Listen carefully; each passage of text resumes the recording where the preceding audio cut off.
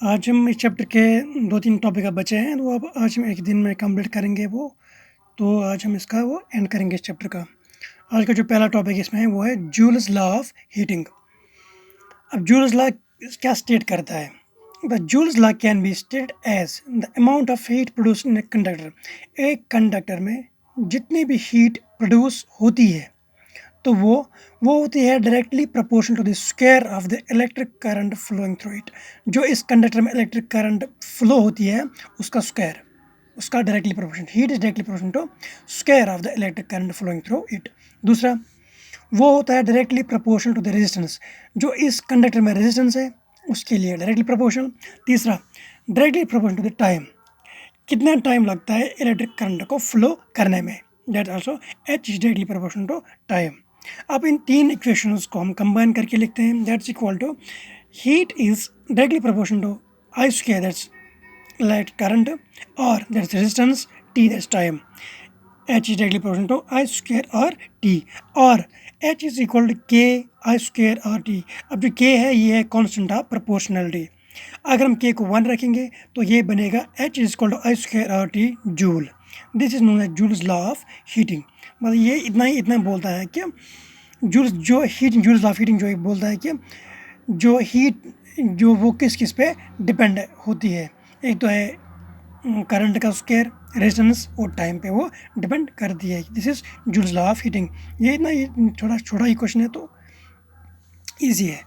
अब हम देखेंगे थोड़ी सी प्रैक्टिकल एप्लीकेशंस जो घर में हम यूज़ करते हैं। Practical applications heating effect of current के लिए जो एप्लीकेशंस एग्जांपल्स होते हैं तो वो कौन कौन से हैं। पहला है इलेक्ट्रिक हीटर, जो हम घर में हीटर लगाते हैं वो इसी का एप्लीकेशन है। इलेक्ट्रिक आयरन है, इस्त्री, वाटर हीटर है जैसे गीजर्स है वो भी इसी से, वो इसका एग्जाम्पल है। Work on the heating effect of current, ठीक है। Next is electric bulb, glows when electric current flows through the filament of the bulb. मतलब घर में हम बल्ब लगाते हैं वो ग्लो करता है इसी वजह से, क्योंकि वो जो उसमें जो फिलामेंट होता है वो उसमें इलेक्ट्रिक करंट फ्लो होती है तो वो ग्लो करता है। That's another application of heating effect of current. Next is electric fuse. जब इलेक्ट्रिक फ्यूज़ हम अपने वो सर्किट में लगा दें घर में तो अगर करंट ज़्यादा होगी तो वो मेल्ट हो जाता है वो electric fuse. That's also an application of heating effect of current. Next question जो इसमें है that's electric energy. The work done by a source of electricity to maintain current in an electric circuit is known as electric energy. Electric energy होता है वो work done जो एक circuit में current जो है वो मेंटेन करे। वो वर्क डन जो एक सर्किट में करंट मेंटेन करे उसको हम बोलते हैं इलेक्ट्रिक एनर्जी। देखो, consider an electric circuit through which current I flows for time T. This current I T time के लिए ये आई करंट फ्लो करता है। If charge Q flows through the circuit for time T, और अगर charge Q flow करता है for time T then Q is equal to I T. Q is equal to IT. Q is charge, I is electric current, and T is time. This equation first. This circuit diagram. If V with the potential difference applied across the circuit, then work done maintain the flow of the charge Q through it is given by. Potential difference जो है जो इस circuit में होता है वही maintain करता है charge Q through it. W is equal to VQ. Using equation first, this वाला equation we get W is equal to, अब हम वी जो है वी तो यही है, ये सेम वी है। अब क्यों है ना, क्यों के बदले हम लिखेंगे आई और T, that is V I T. This equation second, this work done is equal to the electric energy consumed in a circuit. ये वर्क डन वो होता है इक्वल टू, ये किसके बराबर होता है, electrical energy consumed in a circuit. Therefore electrical energy is equal to E is equal to V I T, ठीक है। ये होता है इलेक्ट्रिक एनर्जी होता है वो वर्क डन जो करंट को सर्किट में मेंटेन करके रखी, उसको हम बोलते हैं इलेक्ट्रिकल एनर्जी। सिर्फ इसमें ये इंपॉर्टेंट फार्मूला एक दो याद करना, बाकी ये तो शॉर्ट में, ये क्वेश्चन शॉर्ट में आता है। Next is electric power. Electric power is defined as amount of electric energy consumed in a circuit per time.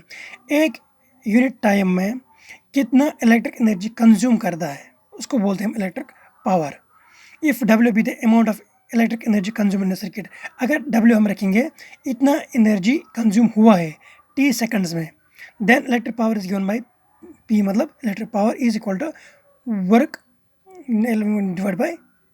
Divide by time. Equation first, since W is electric energy, W होता है electrical energy जो हमने अभी पढ़ा electrical energy, and that is equal to VIT। W किसके बराबर होता है, ये हमने पीछे भी पढ़ा था यहाँ पे, W is equal to VIT, this equation 1। तो therefore P is equal to VIT divide by T। इस W के बदले हमने लिखा VIT, मतलब VIT divide by T। T और T हो गए कैंसिल आउट, पावर जो है इलेक्ट्रिक पावर वो इक्वल टू होगा VI।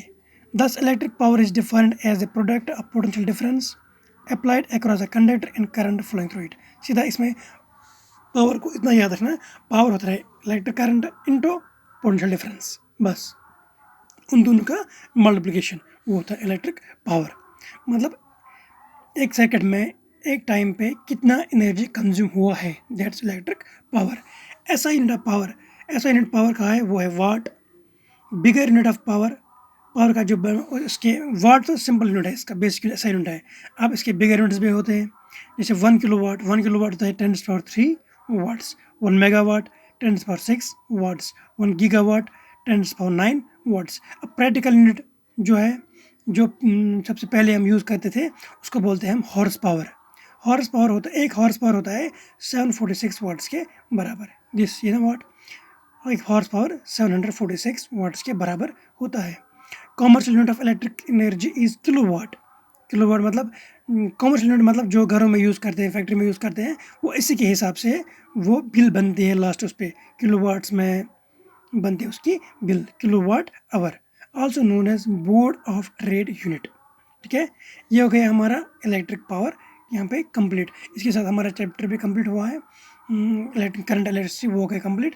अब हम टुमारो कल से हम उठाएंगे केमिस्ट्री का next chapter, that's carbonated compounds. Thank you.